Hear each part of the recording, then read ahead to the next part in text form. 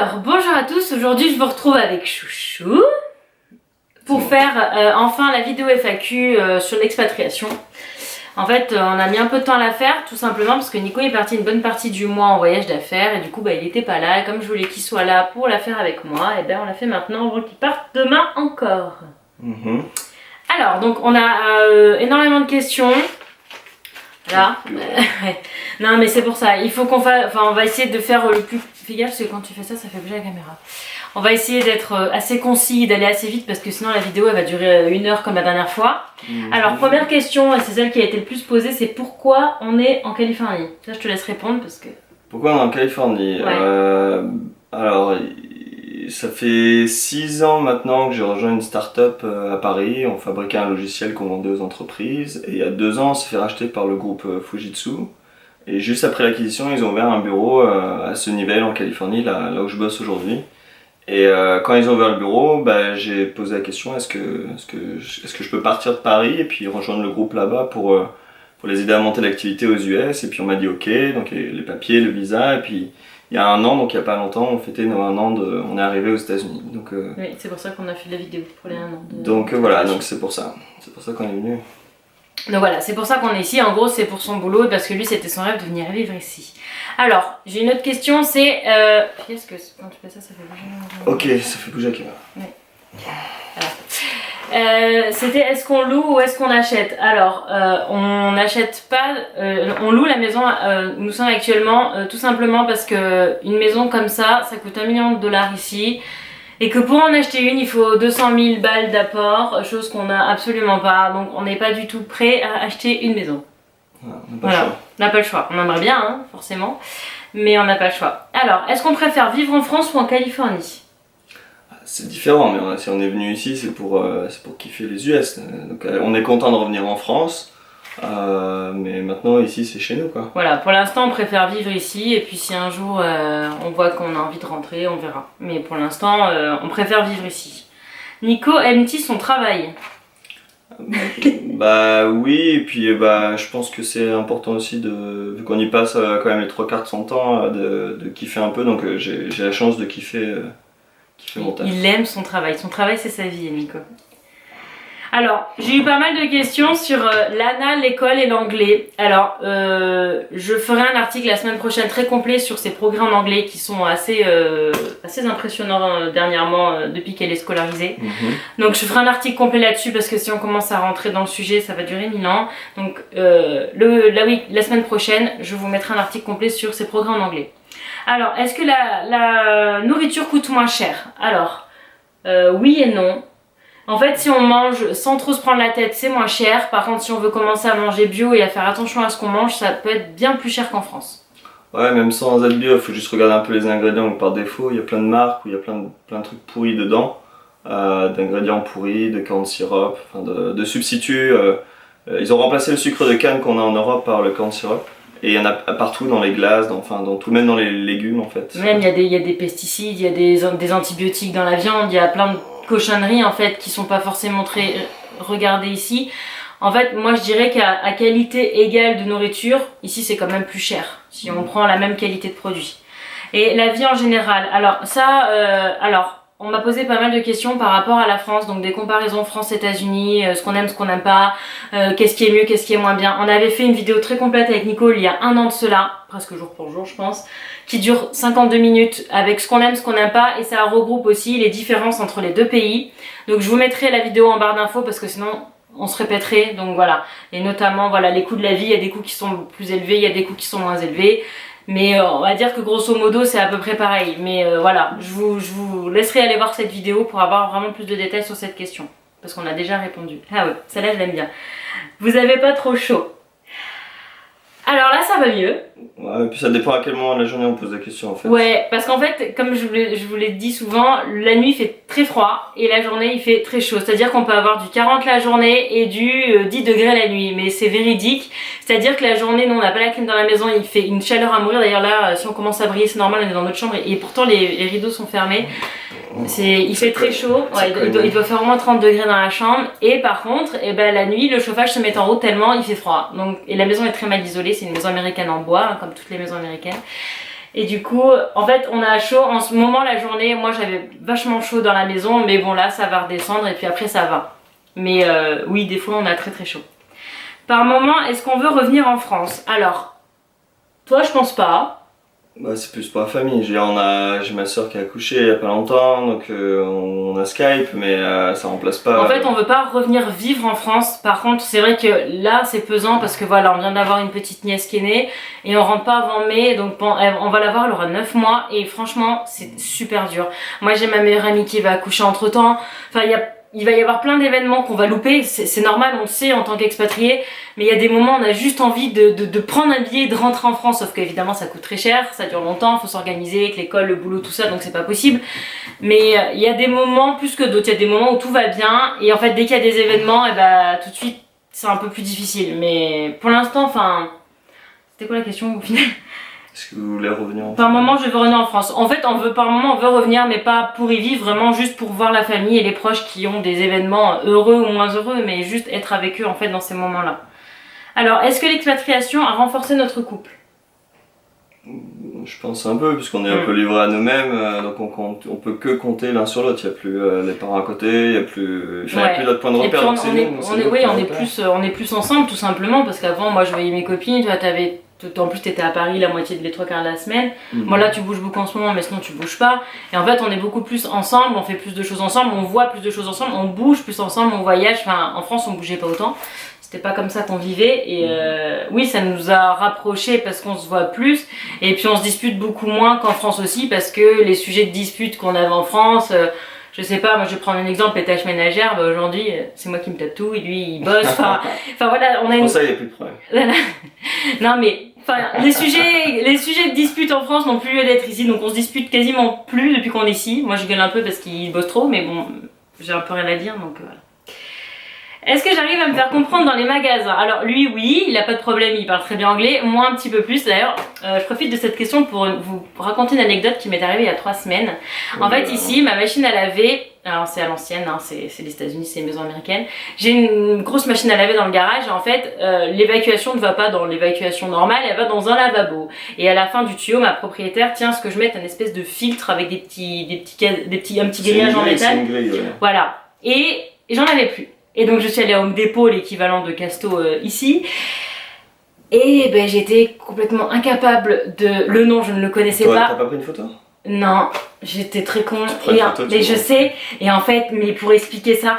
Alors, the thing you put at the end of the pipe for the water for not having... Non mais, une boucherie. Et en fait, j'ai fait... En plus, le premier magasin, une fois qu'ils m'ont comprise, ils m'ont dit qu'ils en avaient plus. J'ai dû faire un autre Home Depot. Le mec, il m'a absolument pas comprise.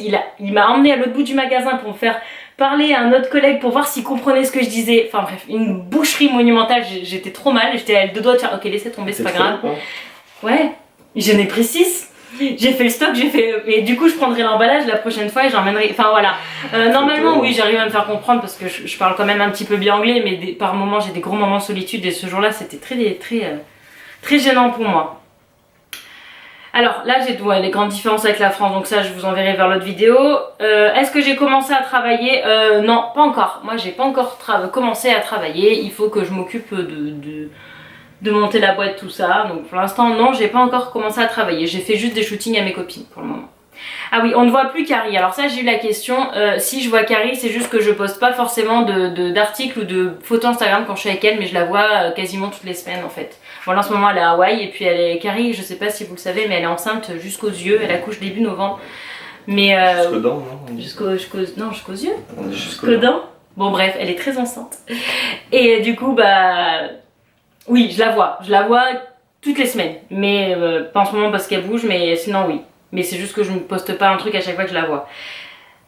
Aviez-vous pensé aimer autant la Californie?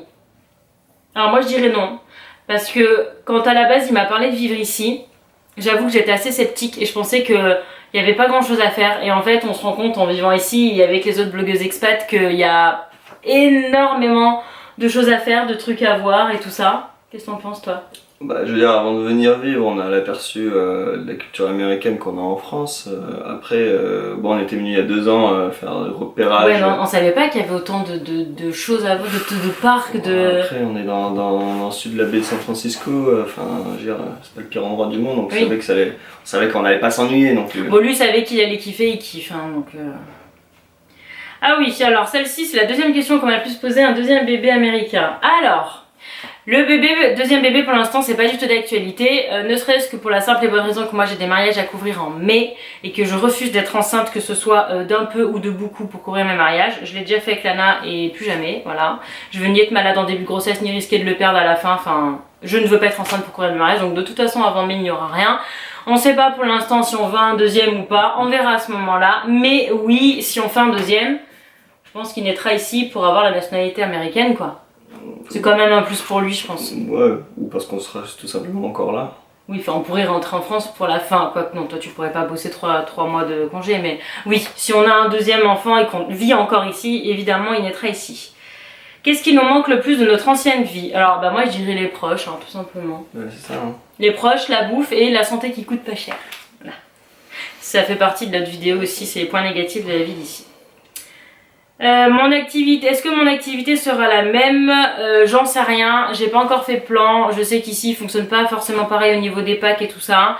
Je suis en pleine comparaison des concurrents pour voir ce qu'ils proposent et comment ils fonctionnent ici. Et donc pour l'instant je sais pas du tout, les horaires tout ça, j'ai aucune idée. Je sais juste qu'il faut d'abord que je crée ma boîte et qu'après on verra. Déjà il faut que je crée ma boîte parce que ça c'est pas mal de paperasse à faire. Est-ce que c'est facile de vivre sous la chaleur tous les jours? Donc comme on vous le disait, il fait très chaud la journée, il fait froid la nuit. Et l'hiver, il fait quand même froid. Hein. Bon, on n'a pas sorti trop les doudounes cette année. Non, on a eu que de 15 jours vraiment où il faisait très très froid. Ouais. Sinon, clairement, on est en t-shirt à manches longues, voire en t-shirt même en mois de décembre, quoi. Clairement. Bon, demain, quand je vais aller à Québec... Alors par contre, demain, le porc, il va aller se peler les miches. Je crois qu'il va faire froid à Québec. Et je crois qu'en plus, t'as pas grand-chose. T'as un manteau chaud? Ouais, je vais regarder. Pauvre chouchou. Donc lui, il va mourir de froid pendant que moi, je vais continuer à mourir de chaud ici. J'étais à Sao Paulo la semaine dernière, il faisait 40 degrés et Québec, je crois qu'il va faire... Ça c'est clair, ils te font faire ils te font faire des extraits. Ouais.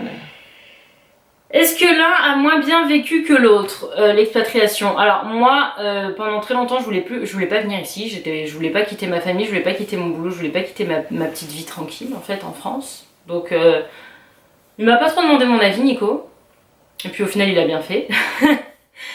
Mais il m'a jamais trop demandé mon avis, mais bon, je dirais que oui, non, lui c'était son rêve et c'est ce qu'il voulait, donc forcément il a bien mieux vécu que moi. Moi, il y a des moments où j'ai quand même des moments de blues parce que quand on nous regarde, on dirait que notre vie elle est parfaite et tout, mais faut pas se leurrer. Il y a des moments où on est en manque de notre famille, on a envie d'aller voir notre maman, on a envie d'aller voir nos copines, enfin moi perso, lui il a jamais eu de coup de blues, je crois. Mais alors moi ça m'arrive régulièrement et là depuis que ma belle-sœur a accouché, c'est vrai que c'est un peu pesant, mais donc je dirais que s'il y a quelqu'un qui l'a moins bien vécu, c'est moi, mais je le vis quand même, je le vis bien, hein.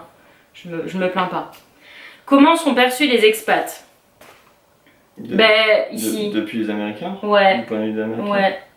Mais le problème, c'est qu'ici, en fait, on est dans un endroit où il y a tellement de nationalités différentes qu'en fait, des vrais Américains pure souche, ici, il n'y en a pas vraiment dans la baie de San Francisco.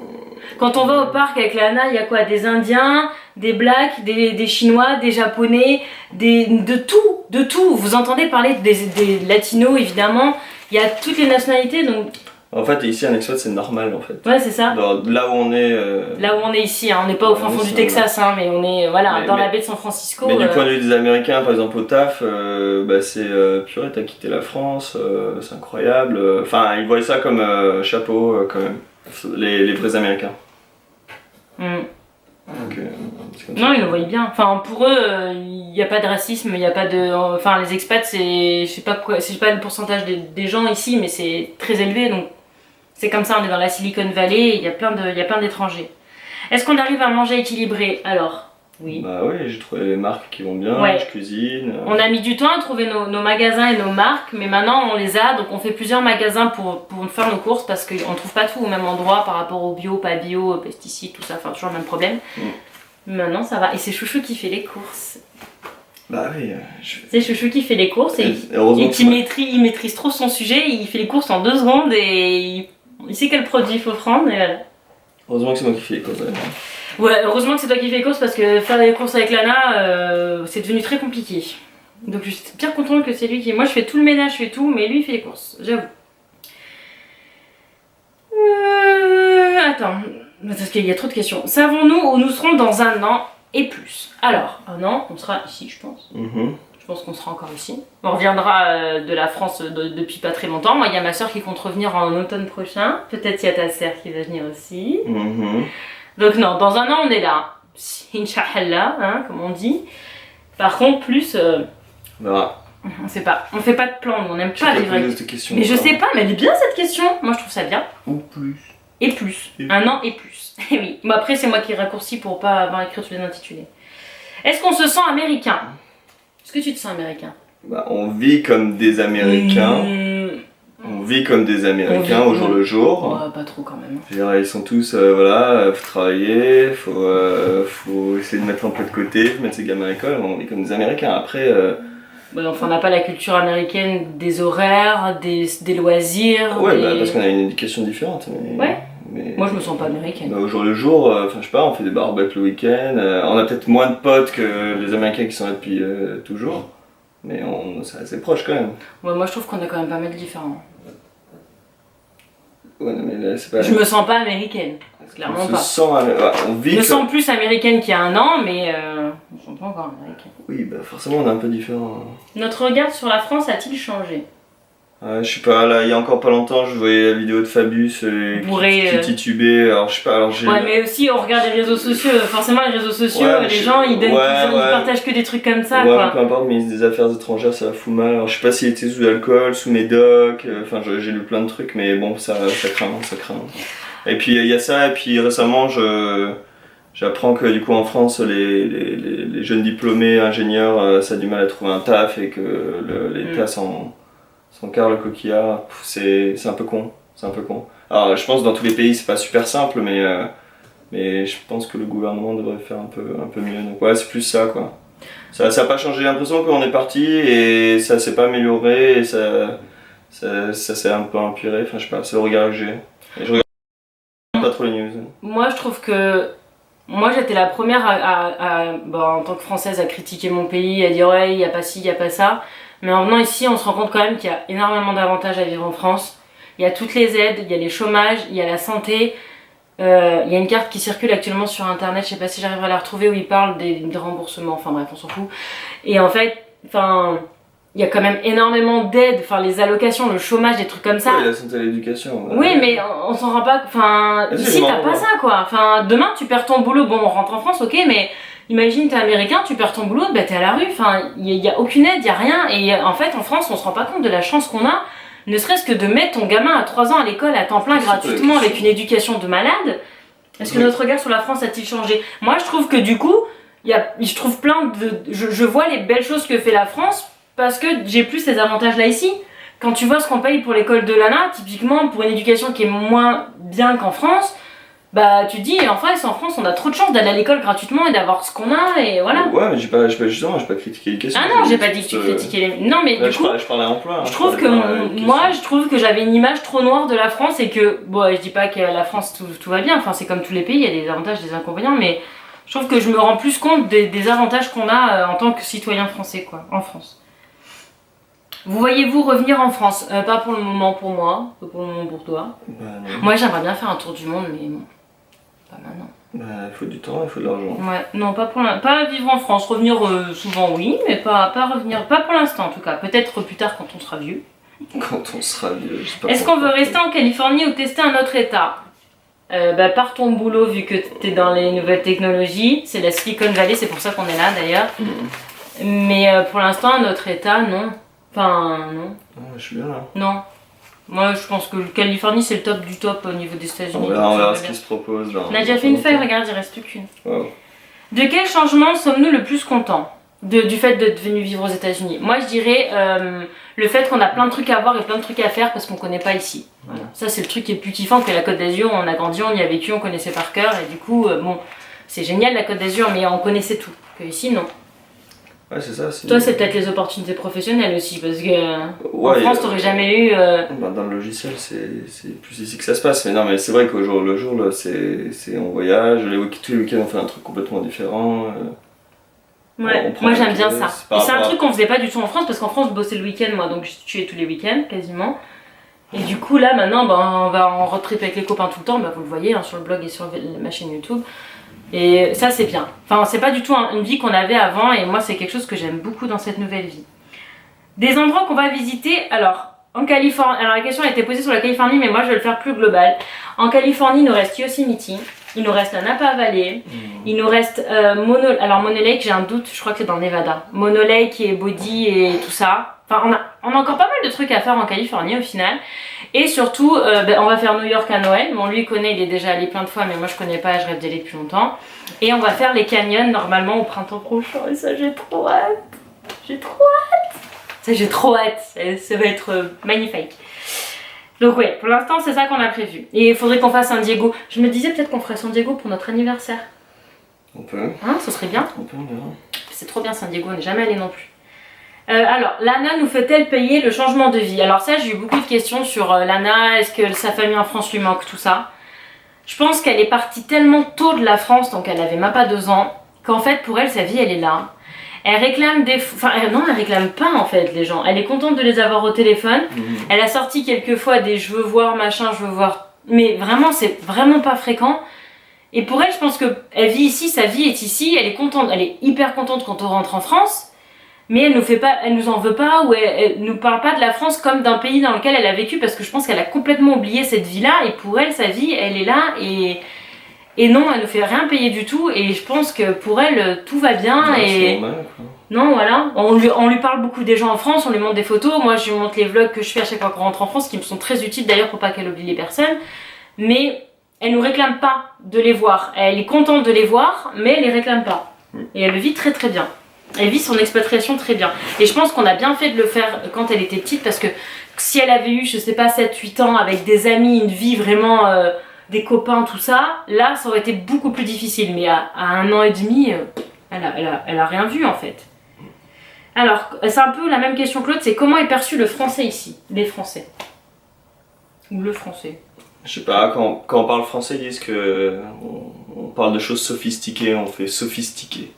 On fait plus intelligent. C'est tellement moi sophistiqué. On fait genre. Enfin, il y a un copain de taf, et quand il essaie de faire parler français, il fait un je ne sais quoi. Donc, et à chaque fois qu'il m'entend parler français, il fait tu devais parler d'un truc super important. Bah non, je disais même pas quelque chose d'important. Non, il disait juste d'aller acheter de la salade. Donc on fait un peu intelligent, sophistiqué, classe, du point de vue des Américains. Ils adorent parler français. Dès qu'ils connaissent 2 mots de français, ils les placent, ils sont trop mignons à faire ça. C'est rigolo. Non, moi je pense qu'ils nous aiment bien. Je le disais la dernière fois, on fréquente pas beaucoup d'Américains. Enfin, lui oui, parce qu'il en a au boulot. Moi non, donc je sais pas trop ce qu'ils ont comme image des Français. Bon, à part qu'ils me disent quoi, qu'on mange des grenouilles, qu'on se lave pas, quoi, les filles s'épilent pas les aisselles, des trucs comme ça. Ouais, mais bon, ça je sais même pas si c'est vérifié. C'est des faux clichés quoi. Ouais. Mais moi je pense qu'ils aiment bien les Français. Enfin en tout cas, moi j'ai jamais eu de problème de racisme ou quoi que ce soit avec ça. Prochain retour en France en mai prochain, parce que j'ai des mariages à couvrir et qu'on a envie de rentrer en France 1 fois par an et que c'est déjà suffisamment loin. Donc en mai prochain on sera en France. Est-ce que c'est compliqué de se faire des amis? Non. Lui il se fait des copains par rapport à son boulot. Moi... Par rapport au blog, par rapport à toutes les copines françaises que j'ai rencontrées ici, donc toutes les copines qui font ma vie quasiment, je les ai rencontrées ici, donc, enfin grâce au blog pardon, grâce à mon blog ou grâce au leur, non grâce au mien, parce que c'est, je crois, c'est toujours des gens qui m'ont parlé, ouais ça doit être ça, et après bon ben entre français, tu connais truc machin, on se met en contact et puis voilà, donc grâce à mon blog, une utilité du blog en plus, et il y a pas mal en fait de groupes Facebook soit d'expats, de français expats ici, soit de mamans de la baie, soit, enfin il y a plein de groupes Facebook, il y a plein de groupes de forums, il y a plein de choses, donc franchement pour rencontrer des gens, je pense que si on le veut, il n'y a aucun problème, il suffit de toute façon d'aller au parc. Moi Carrie je l'ai rencontrée au parc, hein. Et depuis on se voit tout le temps quoi, donc non c'est pas compliqué de se faire des amis. Si on devait refaire notre expat, est-ce qu'on ferait pareil? À part le transporteur de conteneurs, je pense qu'on aurait fait pareil. Ah, j'aurais mis la motocross dans le conteneur. On aurait peut-être passé le permis plus tôt aussi. Ouais. On n'aurait pas pris Gros Piron qui l'a mis 4 mois à nous emmener notre punaise de container. Mais sinon, grosso modo, on s'est pas trop mal débrouillé. Hein. Ça va. Notre coin préféré de Californie. Quel est ton coin que tu as préféré, mon chouchou? Qu'on a visité. Hein. Ouais, le truc en Californie que tu as aimé. Je sais pas, moi j'aimais bien le petit Starbucks ouais. au bord de moi lac. aussi. À la Seine, hein? T'allais dit quoi? À la Seine? Je crois que c'était là. De quoi, quand on a campé? Ouais, je veux dire, le camping c'était pas mal. Ah oui. La Seine, moi j'ai bien aimé le volcan. Bon, moi perso, je suis amoureuse de San Francisco. Donc j'adore cette ville. C'est ma ville préférée en Californie. Bon, je les ai pas toutes faites, mais pour l'instant c'est ma ville préférée. Et en coin nature, ouais, je pense que le volcan, clairement c'est ce que c'était magique. Donc je pense que moi en nature c'était le volcan. Les forêts de Redwood aussi c'est magnifique. Les couchers de soleil sur les plages c'est magnifique. C'est dur en fait parce que c'est tellement différent qu'on peut pas comparer une forêt avec une plage, avec un volcan, avec il y a plein de choses et c'est vraiment cette diversité de paysages et de contrastes de villes, nature perdue qui fait toute la richesse de la Californie au final. Il y a tellement de choses à voir et on n'a vraiment pas fini, on a dû faire même pas la moitié de tout ce qu'il y a à faire. Alors cette question, est-ce qu'on se sent en sécurité par rapport aux armes? Alors, il y a des clichés sur les Français et il y a des clichés sur les Américains. Non, les Américains ne se baladent pas tous dans la rue avec un flingue.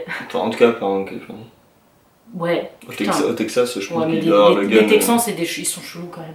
Mais, enfin, non, oui, bien sûr qu'on sent en Californie. Après, on sait qu'il y a des quartiers, c'est comme en France. Hein. Moi, grâce la Black Earth, je me balade pas à 22h là-bas. C'est pareil. Les fleurs de grâce. Lol. Les fleurs de grâce. Enfin bref, pour ceux qui connaissent. Et enfin voilà, il y a des quartiers à San-José et voilà, vous allez pas traîner avec votre gamin une fois la nuit tombée. C'est pareil, mais là où on vit, en plus nous on est dans un coin un peu Desperate Housewives, là, à Wisteria Lane. Non, la seule fois où je me suis pas sentie en sécurité, c'est quand on est allé faire les chaussures des yeux à San Francisco, dans la rue derrière chelou, avec tous les mecs qui étaient à moitié drogués, alcoolisés. Ouais, là, je la ramenais pas. Et les quartiers de SF où quoi. C'est super pauvre. Ouais, ou à mission. Des fois, ça craint un peu. Quand on était avec ma soeur dans la voiture, on attendait que les mecs ils soient un peu éloignés pour sortir. Bon, voilà. Mais bon, ils nous ont rien fait, hein. Mais voilà, à part les quartiers un peu chelous, comme toute grande ville, comme toute ville, non. Moi, je me suis jamais pas sentie en sécurité. Est-ce qu'ici, il y a une plus grande ouverture d'esprit? Alors, clairement oui. Clairement oui. Si on compare à la France, je pense que la question était posée par rapport à la France. Et c'est oui, la Californie encore plus que d'autres États. Oui. On va dire New York est très européen, la Californie sont super ouverts d'esprit. Et Virginie, elle me disait que Miami, c'était un truc de ouf. Les femmes, elles sont toutes à poil, il y a tout le monde qui fume et tout. Elle dit c'est encore... Déjà à Californie, on a une image de décontractation absolue. Et apparemment, Miami, c'est encore pire. C'est plus dans les terres, les États à l'intérieur des États-Unis où il y a moins de mixité ethnique, où du coup ils sont là, les jobs pour les blancs, le job pour les Américains, dès qu'il y a un étranger, ils regardent de travers. Mais c'est simplement parce qu'il y a moins de mixité là-bas en fait. Mais si, non, mais si. C'est pour ça que j'ai fait mes cheveux. Silicon Valley, c'est que c'est 3/4 d'étrangers. Et puis San Francisco, c'est quoi? C'est les homos, les hippies, c'est tout ça. C'est très ouvert. Vous allez à San Francisco, vous voyez des mecs se balader main dans la main, vous voyez des gens coiffés enfin, c'est génial. Moi, j'adore. Alors, tout ce qui est CAF, mutuelle, sécurité sociale, aide au foyer, tout ça... y a pas d'aide. Néant. Si, en fait, on a une... C'est quoi? On a une mutuelle. On paye très cher, c'est quoi? 300 balles par mois? C'est 300 mois pour entrer dans un plan ou... explique-toi, parce que moi, c'est lui qui gère ça. Grosso modo, je paye 300 balles par mois parce pour nous trois. Parce que Fujitsu a négocié ma couverture sociale auprès d'un grand groupe, enfin une espèce de sécu privée. Il n'y a pas l'équivalent de la sécurité sociale française, c'est une espèce de sécurité sociale mais privée. Donc il y a plusieurs grosses entreprises qui font ça. Moi, la note c'est Kaiser.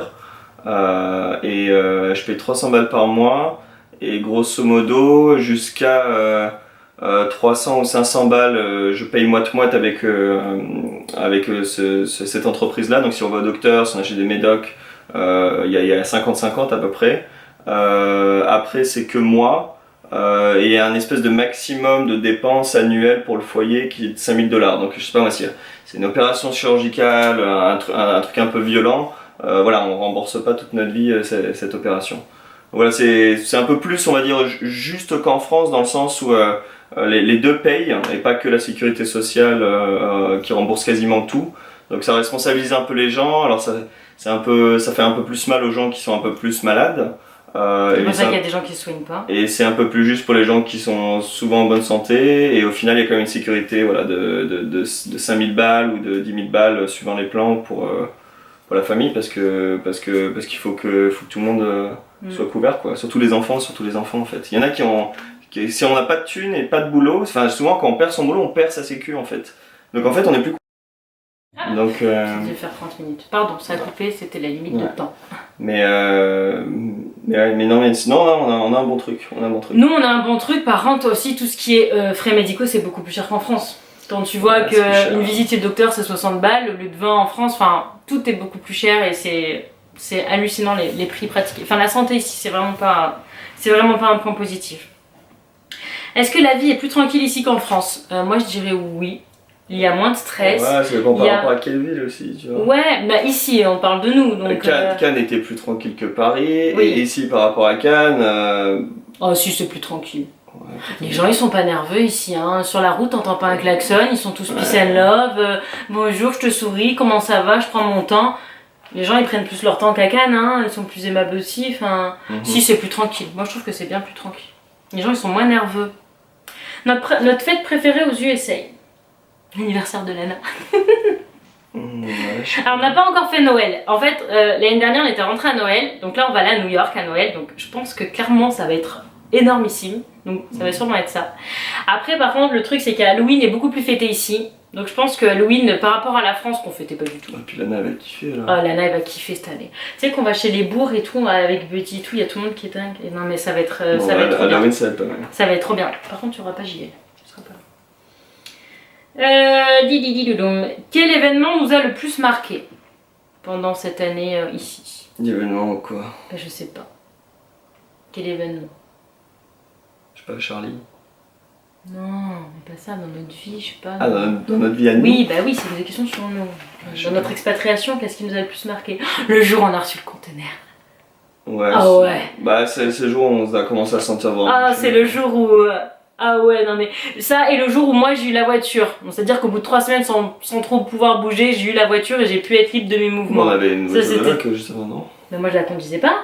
J'avais pas de voiture, hein. Ah oui. Enfin, oui. Oui, on n'était pas à pied non plus. Ah bah moi j'étais à pied. Ok. Ouais, mais le conteneur, je pense que c'était... Oui, c'est d'ailleurs la musique que j'ai mis sur la vidéo quand il arrivait. Alléluia, c'était trop ça. Comment Lana va-t-elle apprendre le français à l'écrit? Pour l'instant on n'en sait rien. De toute façon, enfin c'est pas avant dans 2 ans. Donc soit on la mettra en école bilingue, chose qu'on ne sait absolument pas parce que c'est très cher donc on sait pas si on aura les sous. Ou alors on lui prendra un prof particulier après l'école ou je lui ferai moi. Je pense que ce sera cette option là qui sera le... Mais bon, je dis plus rien parce que j'avais dit que je la mettais pas à l'école avant 5 ans. Finalement elle a l'école avant 5 ans. Donc je ne dis plus rien. Je dis quand ça se passe. Parce que chaque fois je dis des choses et puis au final...